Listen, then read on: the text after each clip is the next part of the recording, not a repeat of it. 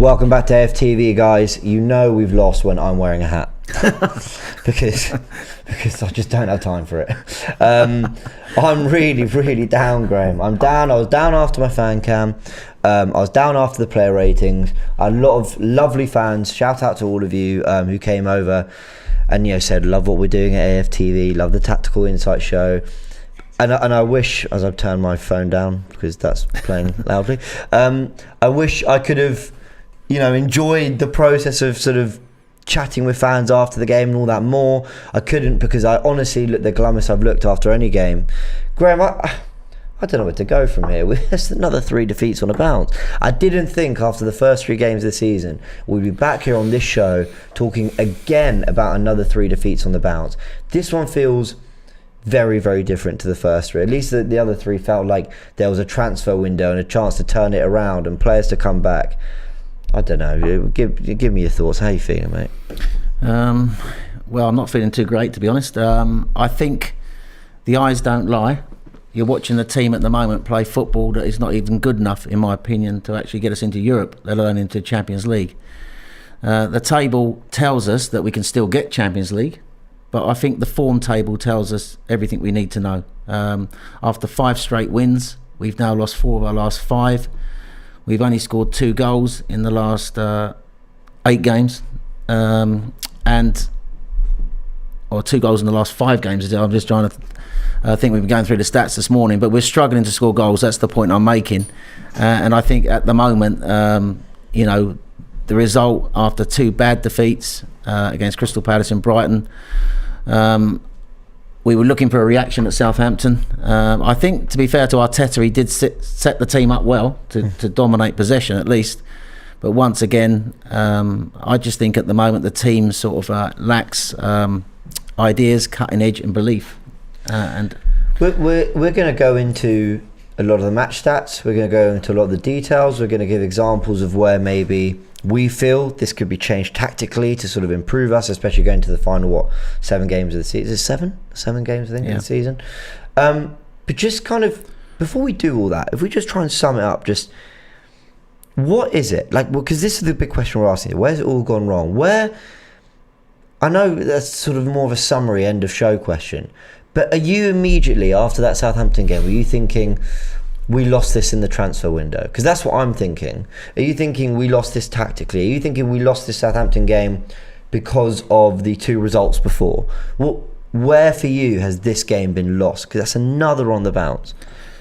I think we lost it in 2 ways, really. I think when you look back at the January transfer window, not addressing the loss, obviously we had an unsettled player and we didn't replace him.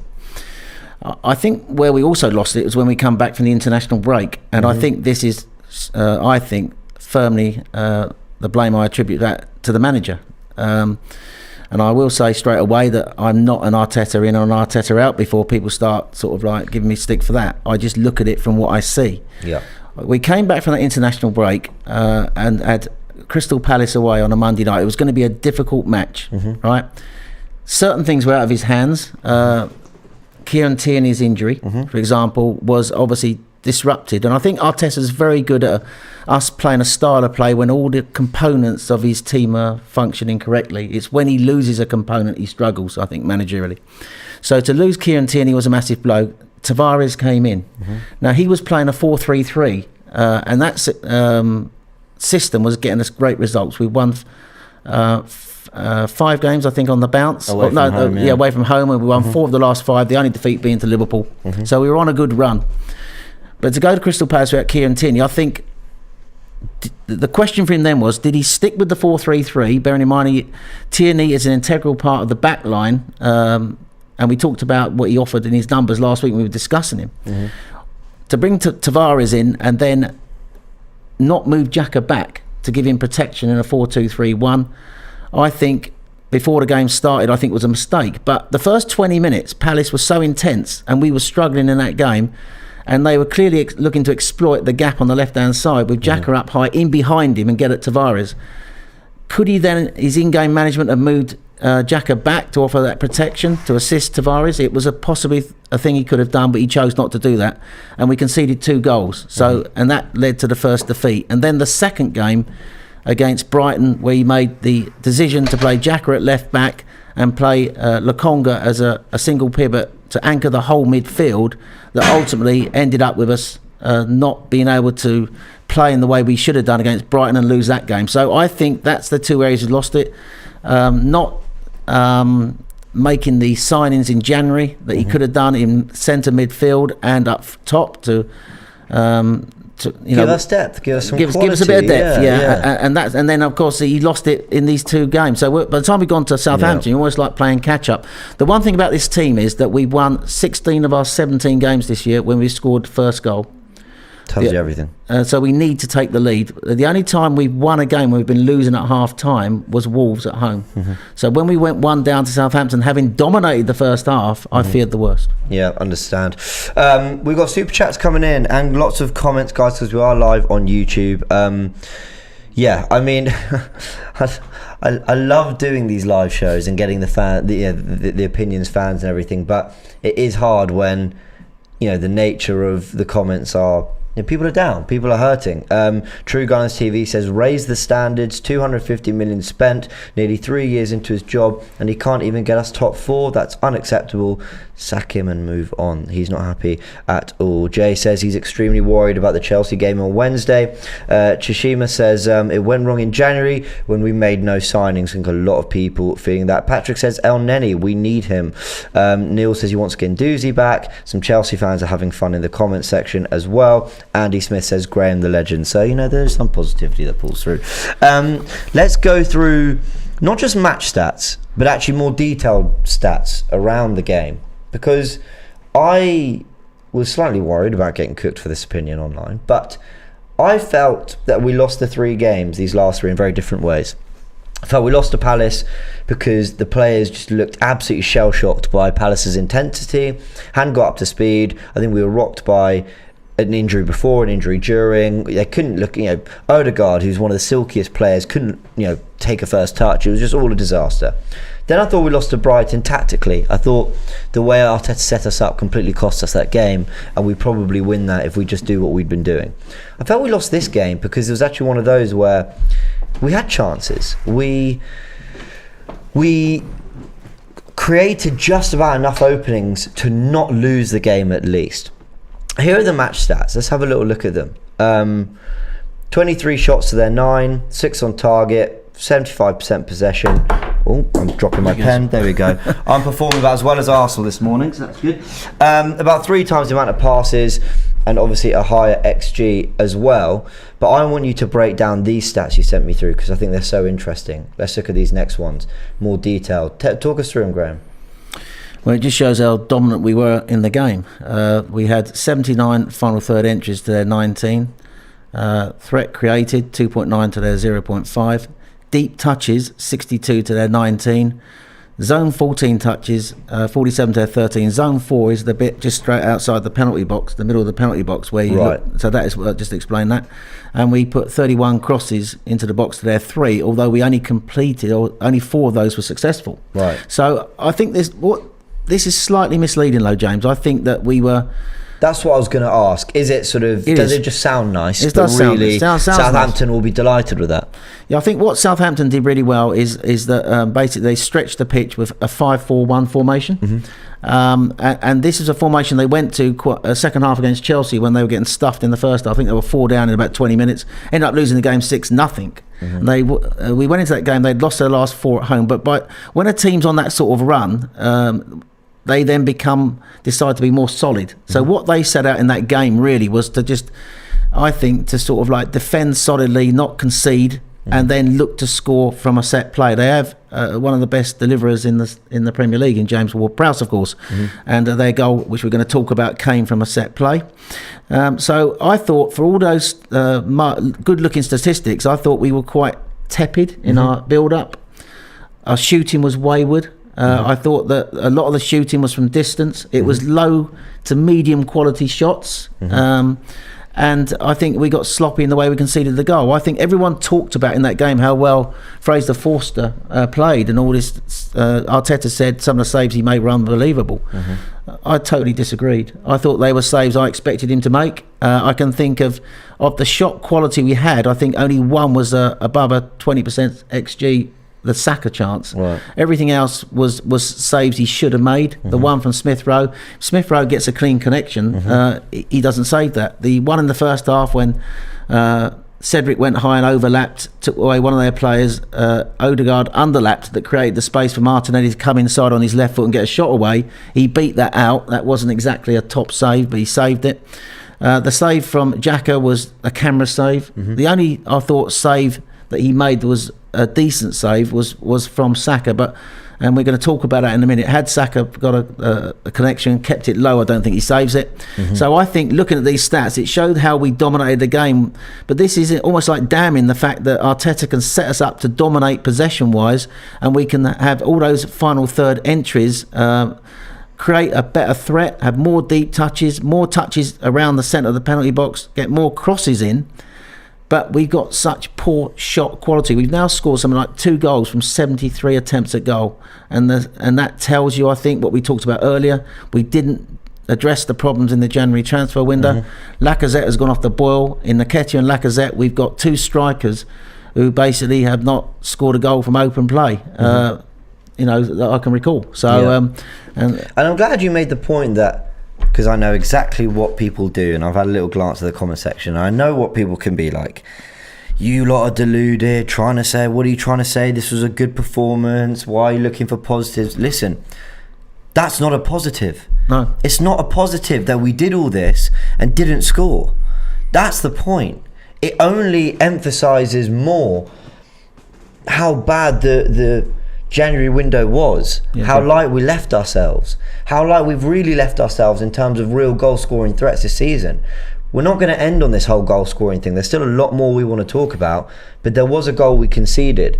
Now, normally I break down goals and I try to recreate them or whatever. This was just a complete mess of a goal. I mean, I was looking, thinking, how do I even recreate this? Before you go into that, James, can I just say that I'm not saying this is a good performance? No, I know. And that to me shows you why it was not a good performance. Yes, exactly what I wanted to emphasise. He set us up to dominate the game. We dominated possession-wise, but that doesn't mean anything if you don't do anything with the possession. Yep. So we had we had most possession, something like 75% possession. Yeah. We had great attacking chances, but we're just not a threat. Yeah. All our shots are low threat shots, and our creation is low threat.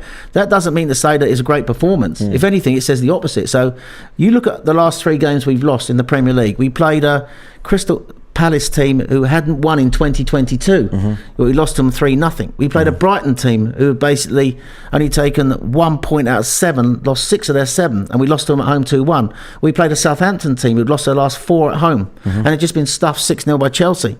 So I'm not saying by any means that because we dominated the ball, because we pin them back in a 5-4-1 shape, but that's what they wanted to do. Of course, they wanted to defend and be more solid. That I'm not giving the team any credit for that. So the people in the comments who are making that now, I'm agreeing with them. This was not a great performance, and what you see on the eye shows me that at the moment we're not good enough to be in the Champions League. We're a long way away from even being. If we carry on playing like this, we're not going to get European football this season. That's what worries. We could easily go into May with 5 defeats on the bounce. Yeah, and we've never lost more than 3.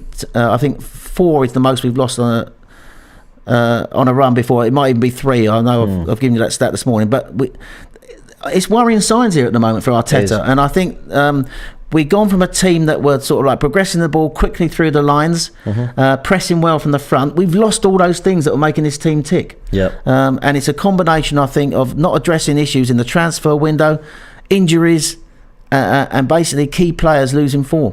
Yeah, I completely agree. Richard in the comments says, what's cost us is no replacements brought in January, injuries and bad tactics. Obviously injuries play a little part, but we're only talking about 2 players. I mean, I know Tommy Asu's the 3rd, but we're talking about 2 players lost since the good run we were in. So no, he's right. Tactically, we got it wrong against Brighton, didn't we? So and tactically we got it wrong against Crystal Palace. He needed to adjust it because of that injury, and he didn't. And then the adjustments he made in the Brighton game set us up to fail. So I think he made massive mistakes in those 2 games. He has made massive and I think mistakes, I agree. Arteta is a brilliant coach, but we're seeing now at the back end of 2 straight seasons, James, his inexperience is showing when he's confronted with situations where his team gets where issues arise, and we saw it last year in the Europa League against Villarreal. We're seeing it again this season. Noah says it wasn't a bad performance, but wasn't clinical in the final third. And Caden says we need experienced players. We are going to go into all of that because there's much more to say. It does look a young team now, doesn't it? Yeah, and I've done my research on it. don't you worry. We'll go through that very shortly. Let's talk about the Southampton goal, and I don't think we need to give it too much time because I know it sounds. I'm not just trying to just brush it off. Oh, we conceded a goal. It's the goal that lost us the game, but it was just all very messy. The ball comes into the box. I think Ramsdale actually does really well at first to palm it out. Perraud just sort of back. Well, what do you call it? Just kind of kicks it back, from behind him. They get the second ball, don't they? Yeah, it back into an area. They do well to keep it alive. Now, for me, I actually said after the game, I thought Ramsdale should have done a little bit better. And I don't. And what I meant was, I felt maybe he'll be disappointed because it was kind of at him, and I think maybe the power beats him. Yeah, but what I would say, and I said this in my player ratings and fan camp, I've never been a goalkeeper. I've in other things, even if you don't play football, I've never played football anywhere near that level, but I've played football all my life, and I can understand more what being in certain situations is like, no matter what level you're talking about. I've never been a goalkeeper. I've got no idea what dealing with a powerful shot straight at you is like when there's players in your way or whatever. But actually, I'm looking more at Ben White, and I was watching this yesterday. I was watching it back because the only time I could bring myself to actually, look at it back. Ben White goes down for some reason off the pitch, and if you're injured, fine, stay off the pitch. But then when he realises, I think he gets a shout from Ramsdale that the threat's not over, he gets back in, but he's left it too late. He's not back in time to deal with it. So I don't even have as much of a problem as I don't want him faking injury. I'd rather he was on the pitch dealing with it. But if he's been caught or something's uncomfortable or he thinks he's been fouled, when you've made that decision to go off the pitch, stick with that decision. I'd rather he didn't. Rather he stayed on, defended and got through it, because that's what I expect a professional footballer to do. But he doesn't do either, and so when he comes back, he's not back in time. And Bednarek actually had much more, because we didn't have a great angle of the game, to be fair. But when I watched it back, I realised he had a lot more time and space to make a clean connection, just hit the target. And by that point, Ramsdale, I don't know if White's got in Ramsdale's way or whatever. I thought Ben White was, who actually across the game, sounds silly because he's a big part of why we conceded that goal, across the game I thought had a good game, him and Gabriel. That's why I gave them good ratings in the player ratings. I thought he was really poor for that goal personally. Yeah, what you've said I 100% agree with. I don't blame Ramsdale because pace would have beaten him. He gets the punch away and they get the second ball and it's hooked back in, and that's where he has a decision to make. Does he stay up the pitch or come back in? But he doesn't get out. I think it's Elanusi who knocks it back in, and Bednarek who scores.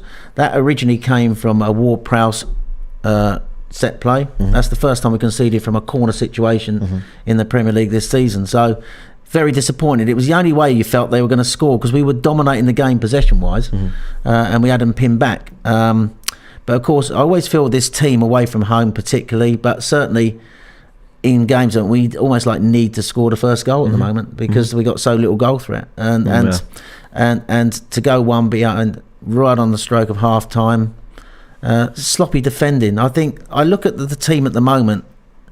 The defence was our strength, right? The defence, whatever you say, and I looked at the performances of the defenders at the weekend. I thought Tavares, I thought it was a better performance from him. First of all, I thought he was inverted when he needed to be. I thought when Gabriel went out to press Broja, he sort of like stepped in and into the space. I thought that he tried to get high. He had one or two useful runs. Pass completion was quite high, so I thought he was okay. But Gabriel had a lot of passes forward, was better this time because we had like a 2v1 situation. I thought Gabriel progressed the ball quite well. So I thought, but defensively, I don't think we've been as good in these since the international break as we were beforehand. I think Ramsdale, can't blame him for the goal.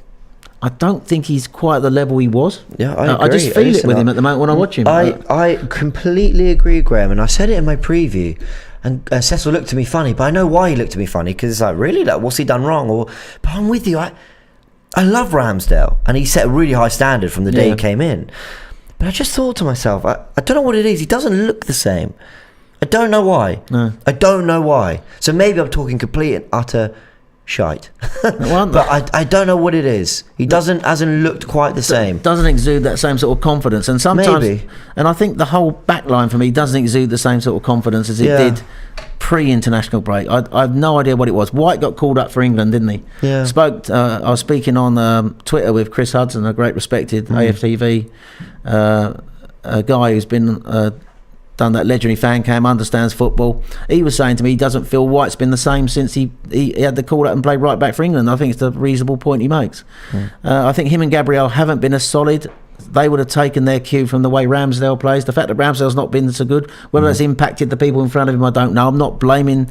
I'm just saying it's what you see with your eye. And then at the back, we've had the disruption in both fullback positions now. So the defence has been slightly sort of like disrupted. And again, we haven't been able to cope with the loss. But I just don't think we've been as good defensively as what we were before the international break. And that was a sloppy goal we conceded. Right, lots to get through, guys. Keep sending your comments. We're loving getting your thoughts. Harry sends a super chat, says, our goals for and against are likely to be worse than last season now. Have we actually improved from last season? Well, we'll see at the end of the season, but still 7 games to go. Let's see, but we do have some tricky fixtures coming. Let's get straight into our favourite bit, the tactical pad stuff. These are the 2 formations. This is the way the team's set up. Now, 3-4-3, it's never quite as simple as that. Obviously, we know they drop deeper. Talk us through the way kind of this played out, because we've seen that Arsenal, they go 4-3-3. It never quite looks that way. No. Talk us through it. I think in the first half, they quickly, it looked like on paper they were playing a 3-4-3, but Walker-Peters came back on the right-hand side. And Perro to left back. Yeah, so basically they were defending in a 5, and then you had like a row of 4 with this Broja up front. That's what it quickly became. Yeah, let's swap Romeo and Ward-Prowse round, and then they had Broja up front, who I thought actually White and Gabriel dealt with him quite well actually in the personal duels. He had his moments, so he's a good player, but I thought he had a quiet afternoon, to be fair. Yeah, I thought we did okay. So Arsenal's 4-3-3, perhaps the only surprise that Saka started on the left wing and Martinelli on the right. Yeah, that was the first change we noticed. Martinelli on the right, Saka on the left. Now, I was just trying to think why he would do that. Possibly Martinelli going high. I think it possibly because of Lacazette coming out of the team and he's playing Nketiah. Nketiah, to be fair to him, did drop into some spaces and link the play quite well at times. He did okay. He did okay, and he's tried to stretch their defence when he could. But I thought that generally we sort of like built up with Martinelli up high on the right. Saka went to the left. I think Martinelli was looking on that right hand side. What I saw first half and how we started was Martinelli trying to stretch the pitch a bit because they played 5. So they literally, because they recognised that we were going to get 5 lanes up top, they literally had 5 across the back. Martinelli, I thought in the first half, one situation when Cedric went high on the right hand side, overlapping Odegaard, underlapping, that took away a couple of their players and allowed Martinelli to drive inside to get a shot away, which forced a beat out. So that was a good move. But I thought that the key, I think what he was asking Martinelli to do generally was to drive up high and get crosses in. So we built up in a 3-2-5. I think the one change that I noticed in the first half while we were building up this shape, depending, you had your back 3, which was White, Gabriel, possibly Cedric inverted a lot of the times, or Tavares inverted, depending on which side they attacked.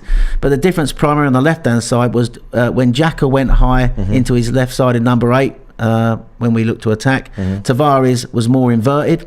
But when Tavares went high, Xhaka sat back. So that is how we tried to break them down. They literally defended with a 5-4-1.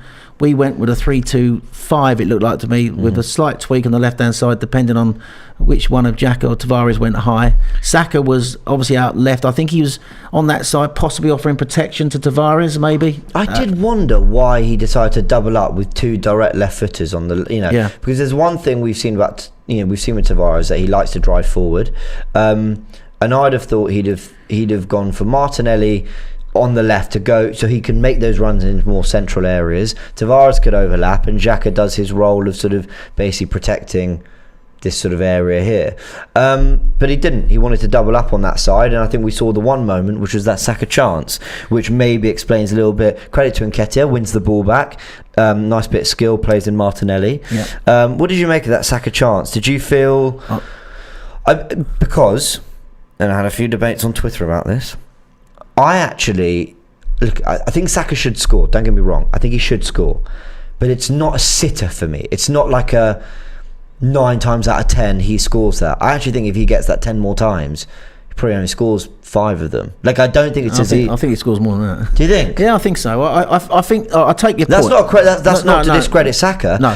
The ball's slightly behind him, yeah. and that's not even Martinelli's fault. I think it's Bednarek or whoever actually defends that quite well. Yeah. So he has to almost... It's not really like a swinged low ball. It's more of a cutback, and it's slightly behind Saka.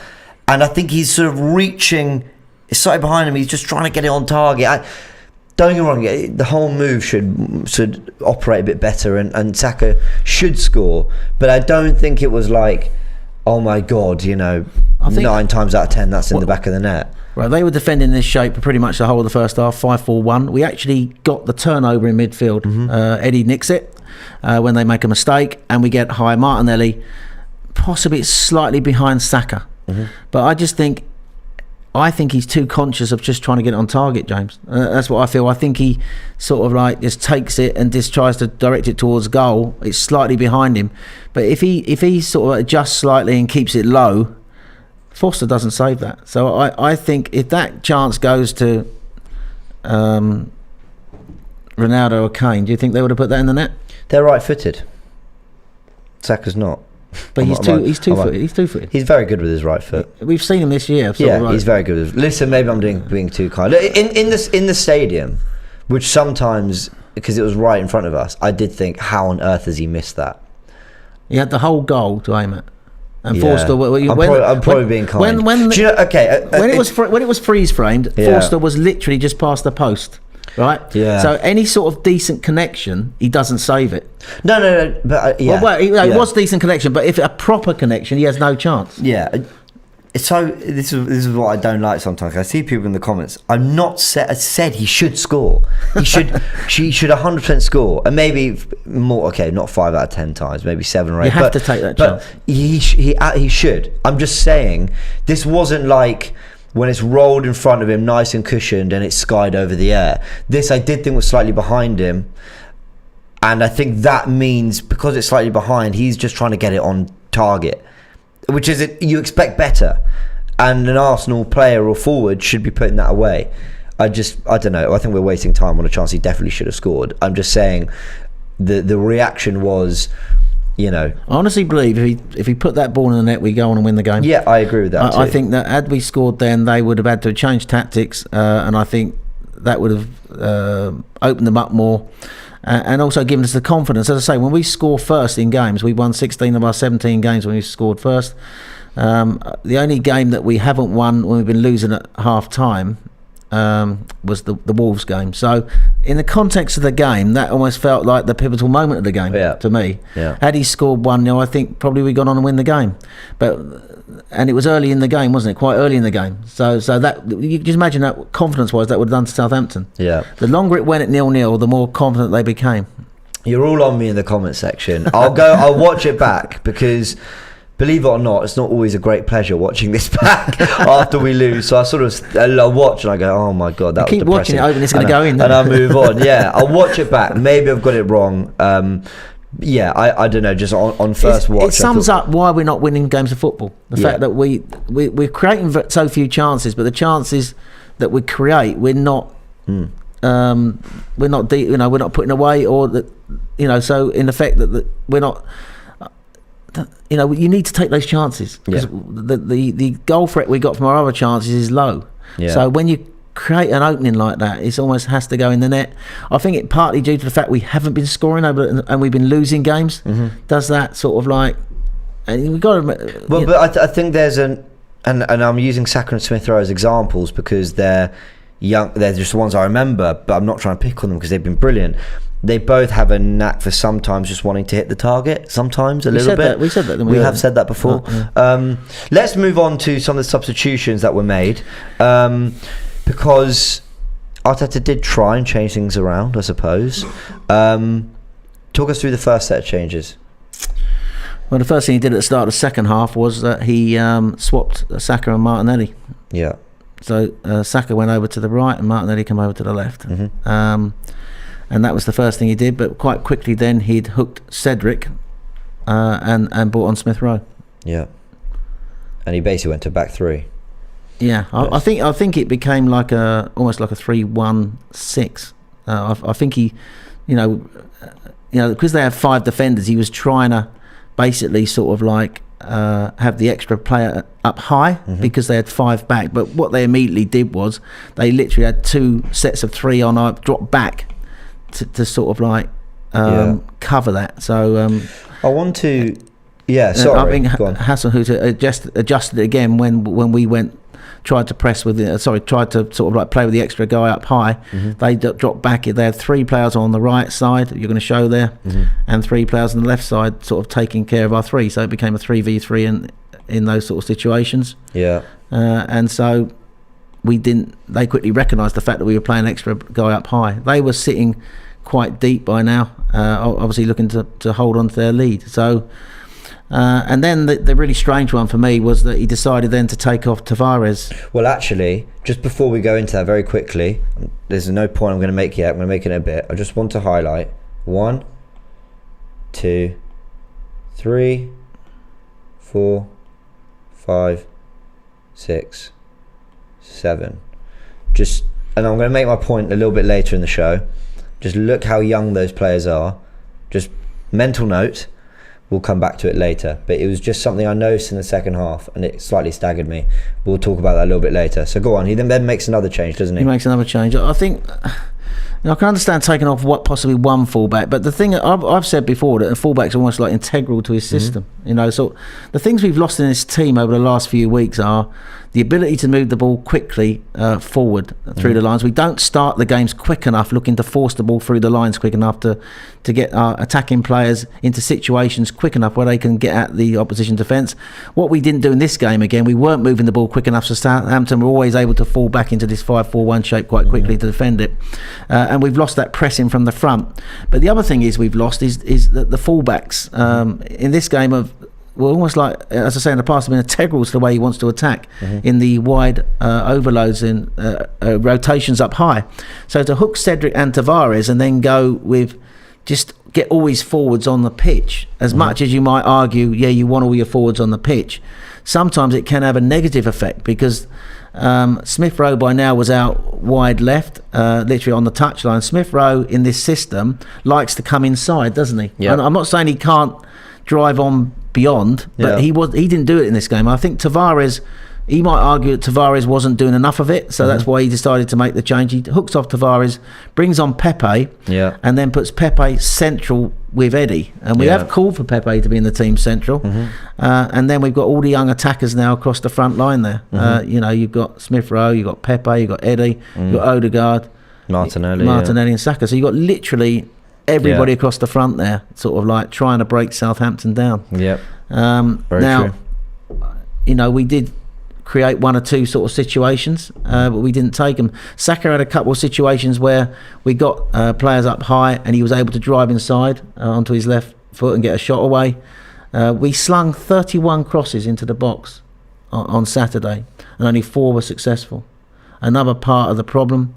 But we had a lot of situations, as we've talked about, in the middle of their goal where we just couldn't create. We lacked the ability to create. I think there's a lack of movement sometimes in the team up high.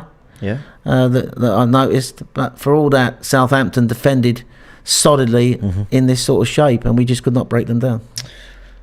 Lots more to get through. Let's talk about Arsenal's use of the attackers we do have, because the one thing that kind of dawned on me was, especially because we've had the privilege of watching Liverpool play City twice in a week, and they've put on real spectacles. And what I kind of stopped and thought, and Chelsea as well, who got to the FA Cup final beating Palace, these 3 teams, the top 3 teams in the country, they don't have out and out number 9s. So we fixate, and I did this, we fixate on, we didn't sign a striker in January, it's not so much we didn't get a striker in January, we didn't get a player of real quality who can make an impact in the final third. That's not just a striker. That can be a winger. That can be a creative midfielder. That can be a box-to-box midfielder. You can plug that gap in many different ways. And I was looking at Liverpool and City. I've actually done this bit of analysis before on AFTV, like a year and a half ago, very early when I joined. And I want to take it back to the tactical pad and show what I mean, because in this area here, Martinelli and Saka, and whether it's them two, whether it's Smith Rowe, whoever, their job as wingers is always to hug the touchline. We've spoken about this before.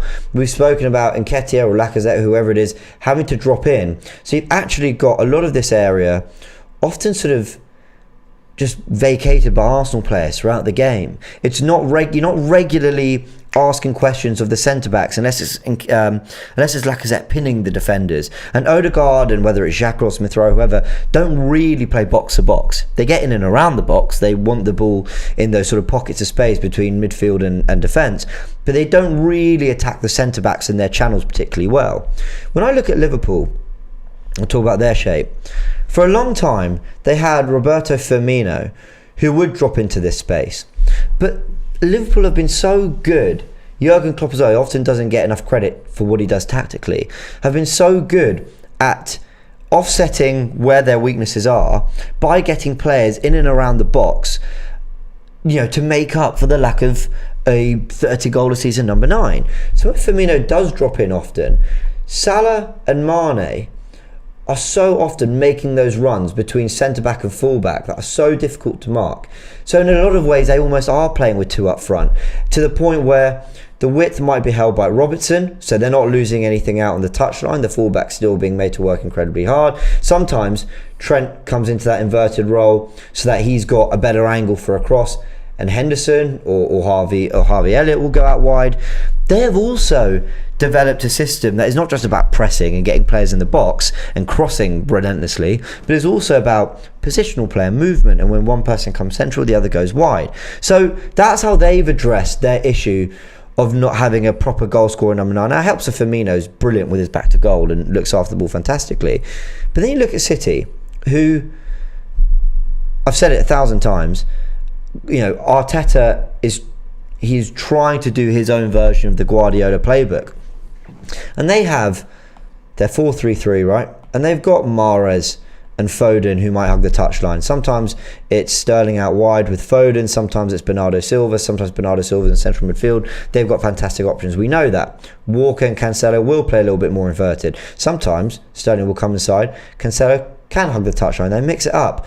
But where they're brilliant is that they have players who are so effective in central areas. So when the touchline is being really hugged by Mahrez or Sterling or whoever, and they're really trying to stretch that back four, or maybe the back four sit tight and they're having to get the fullbacks to come back and cover, however the opposition want to deal with it, they've got players in Gundogan and De Bruyne who, when that pitch is being stretched, are really, really good at operating in these areas here.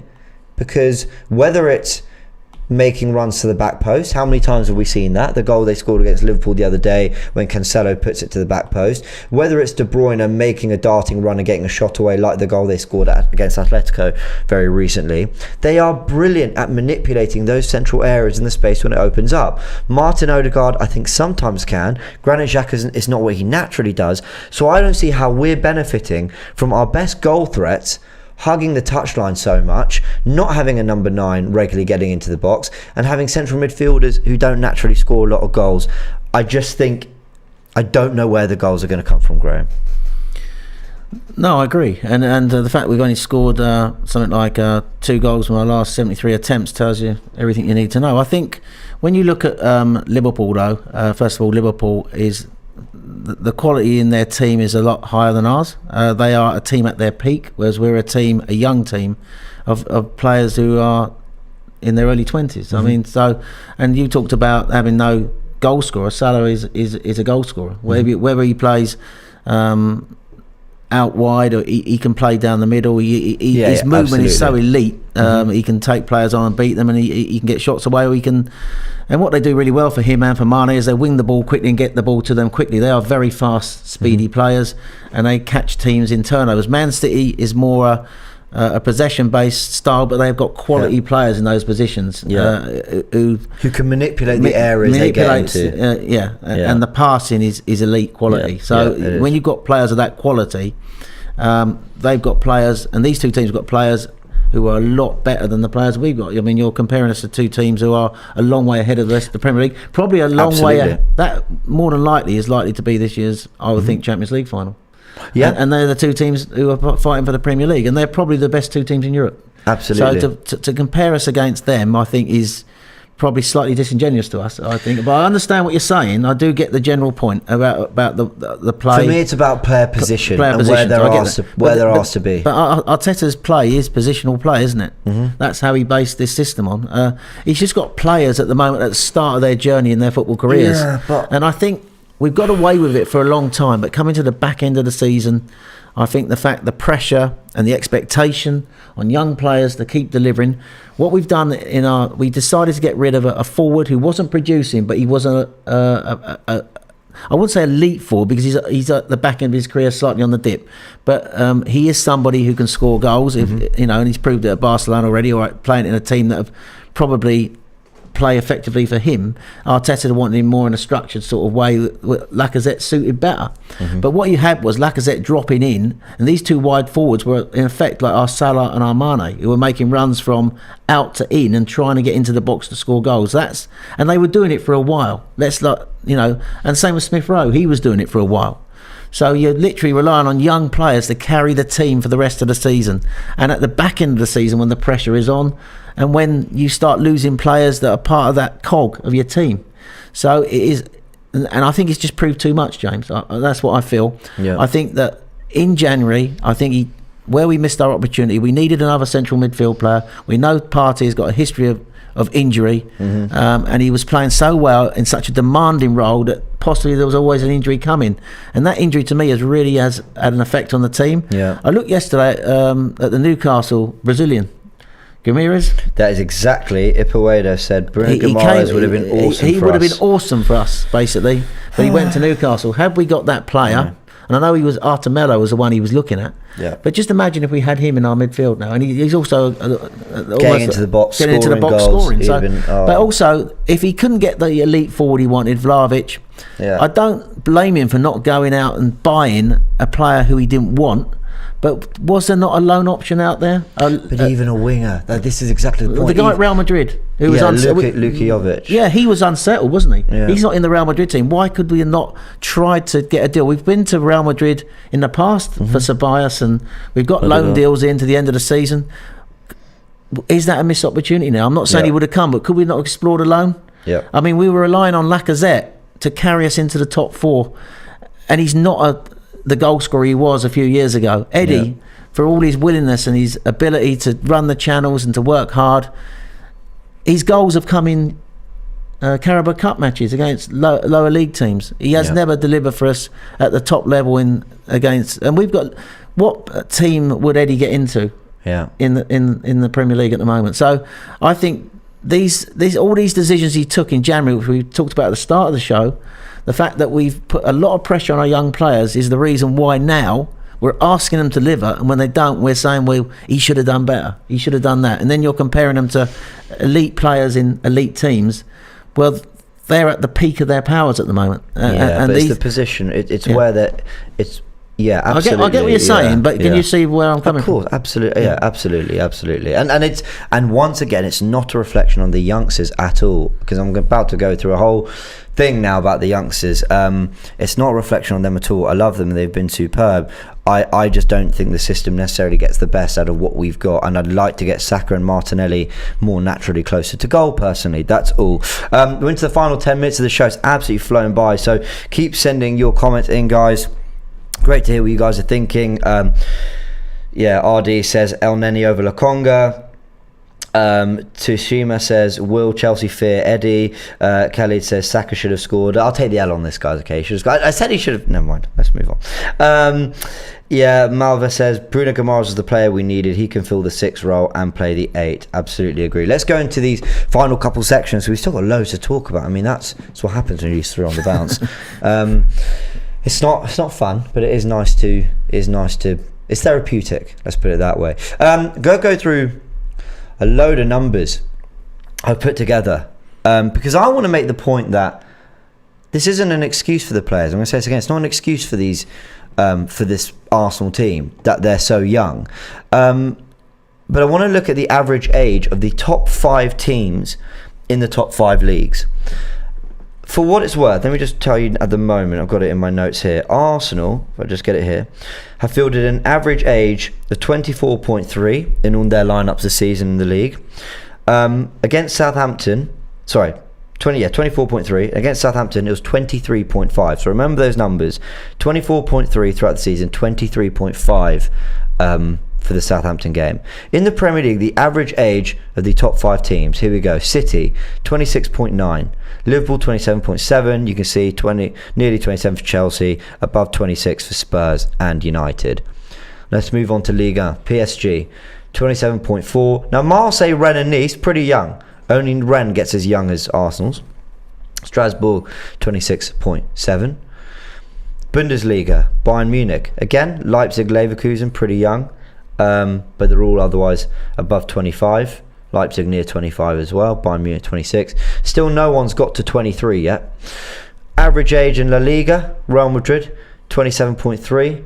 Barcelona 25.5. You can see the rest are all well above 27.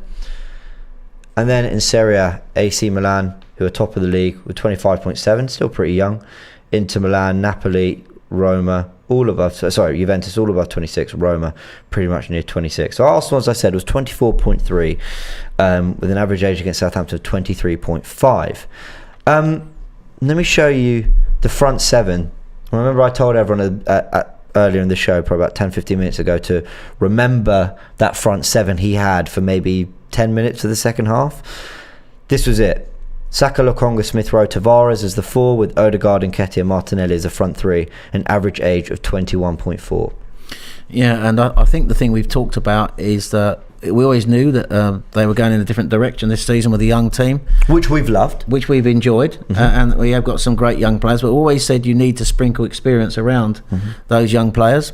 And if you look at his hardcore of his experienced players, they're all missing at the moment. So, for example, if you think, I can only think of Lacapati, Tierney. Yeah. So when you think there are 3 of the 4 experienced players who would be trying to see these young players through in games. He's lost Tierney to injury and Partey to injury, Lacazette to COVID, but he hadn't been doing the business anyway. So there was only Xhaka of the experienced players left. So this was a really young team, and I think we look young on the pitch. And I think I agree with for all their enthusiasm, the pressure, and I did say this in one of the earlier Tactical Insight shows, it was always going to be a big ask for young players to get the team over the line at the back end of a season into the Champions League, even into Europe, and that was the pressure they were under. And of course, all the time you're winning week in and week out, the players, beats confidence, momentum. The first setback against Crystal Palace has led to all of a sudden 3 defeats for the second time this season. There's no team younger in the top 5 leagues chasing Champions League football, and they're talented players, these guys. We're not looking at a bunch of 19, I'm reading this graphic, none of them are below the age of 20, which kind of tells you actually how dispersed it is, because other teams might have an 18-year-old or a 17-year-old, sometimes even a 16-year-old who's phenomenal, or maybe a couple 18-year-olds, but the rest are maybe all around 24, 25. This is all players between 21 and 22, with the exception of Odegaard, who's 23. And I'm looking at them and I feel sorry for them. And I'm not trying to do the whole pity thing, because what's the whole thing? If you're good enough, you're old enough, and they're talented players, and they all deserve to be getting game time throughout this season.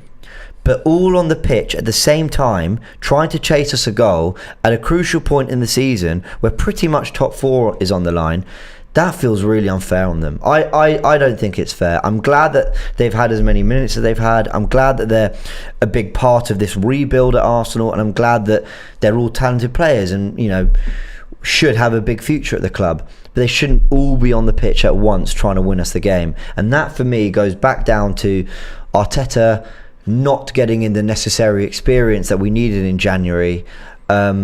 Even if it was just loan deals to help get us over the line and help ease the weight on some of these players. I don't think it's fair, personally. I mean, the other thing he chose to do, obviously, was offload Aubameyang, who's experienced, he was unsettled.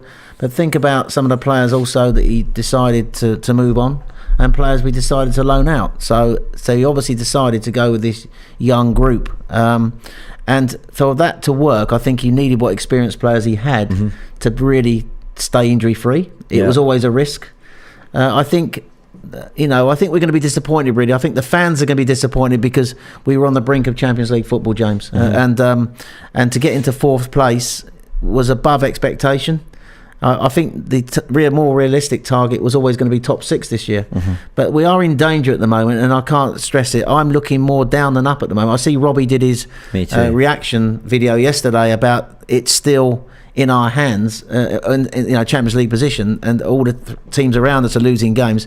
But what I see on the eye from Arsenal at the moment is a team not playing well enough to get Champions League football, and the injuries are, there to see. And I think the worry is, I'm looking down thinking, are we going to get Europa League football? Because be disaster Man United and West Ham at the moment, that's so vital. West Ham dropped points yesterday, and they've got a tough semi-final coming up against Frankfurt.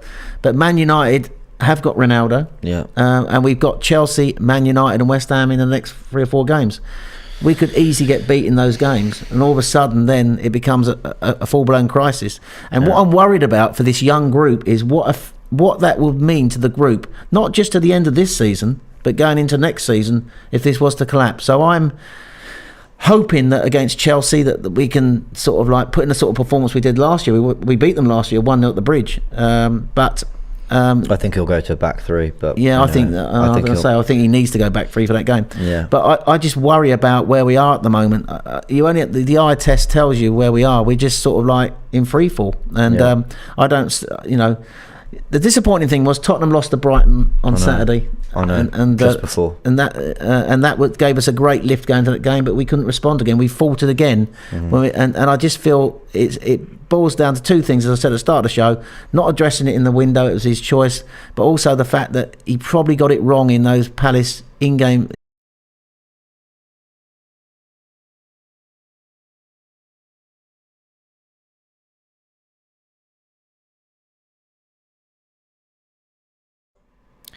Apologies, guys. Technical issues, but we're back. The point I was just making very quickly was about the youngsters. You could still play El Neni and Xhaka. Now, I'm not saying El Neni's better than Lokonga. Lokonga, I think, looks like he's got a very good future, but you could still play El Neni and Xhaka together.